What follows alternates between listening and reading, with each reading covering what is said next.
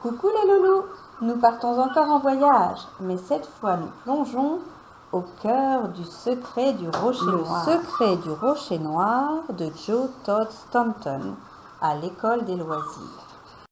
Erin Pike habitait à côté d'un port de pêche avec sa maman et son chien Archie. Elle rêvait de sortir en mer, mais c'était trop dangereux à cause de la légende du rocher noir. Tous les pêcheurs avaient une histoire terrifiante à raconter. Il change tout le temps de place et est capable de réduire un bateau en miettes. Il est aussi gros qu'une montagne et aussi pointu qu'un espadon. Tous les jours. Pourtant, Erin n'avait pas peur. Tous les jours, elle se cachait sur le bateau de pêche de sa maman. Et tous les jours, grâce à son flair, Archie la retrouvait. Le soir, elle attendait que sa maman rentre saine et sauve, en espérant apercevoir le mystérieux rocher noir.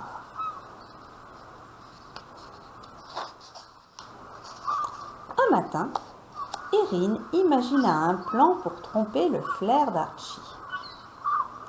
Sa maman était très occupée et ne remarqua pas qu'Erin était à bord.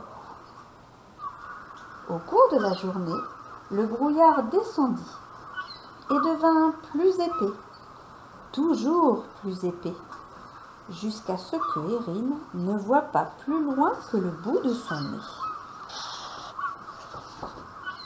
Soudain, une forme sombre, gigantesque, se dressa devant le bateau.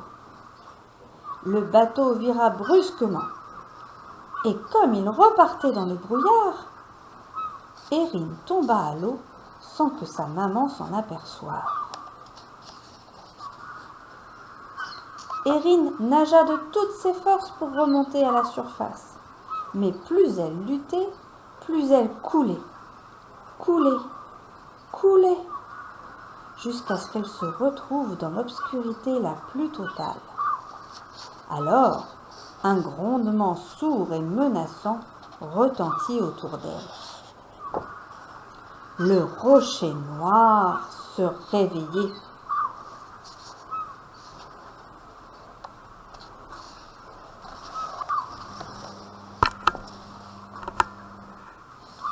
Il la ramena à la surface et Erin découvrit que ce n'était pas un rocher ordinaire.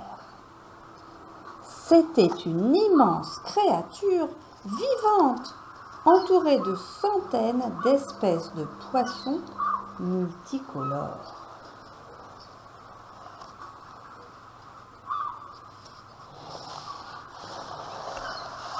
C'était si beau qu'Erin replongea dans l'eau pour admirer des méduses scintillantes et translucides, d'énormes capcoilles à moustaches et des lottes qui éclairaient autant que sa lampe de chevet. Mais elle vit aussi les égratignures laissées par les bateaux qui s'étaient perdus, des filets de pêche tout emmêlés et une énorme ancre plantée dans le rocher. Erin comprit qu'il fallait dévoiler à tout le monde le secret du rocher noir. Elle attrapa une canne à pêche tombée à l'eau, retira l'hameçon et à la place attacha des algues aux couleurs éclatantes. Puis Erin lança sa ligne. Les poissons suivirent les algues et le rocher noir suivit gaiement les poissons jusqu'au rivage. De retour chez elle, Erin voulut expliquer comment le rocher noir l'avait sauvée, mais personne ne l'écouta. Un peu plus tard, ce soir-là, elle entendit les adultes comploter. Ils voulaient détruire le rocher noir, car ils le prenaient pour un monstre. Erin devait passer à l'action. Elle rama aussi vite que possible, mais les bateaux la suivaient de près. Ils étaient armés de pinces et de marteaux-piqueurs, capables de démolir le rocher morceau par morceau. Erin sauta sur le rocher noir au moment où la première pince voulut s'y attaquer. Aussitôt, les vrombissements s'arrêtèrent.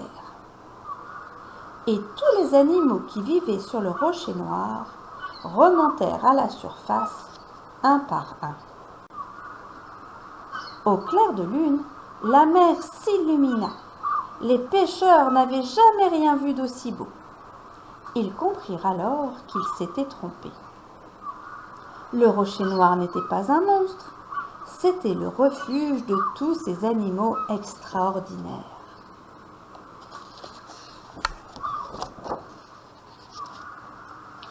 Peu de temps après, Erin et sa maman construisirent un petit phare. Le rocher noir et tous les animaux furent ainsi protégés des dangers pour toujours. Et voici les loulous. Voyagez bien avec votre imagination maintenant. À bientôt!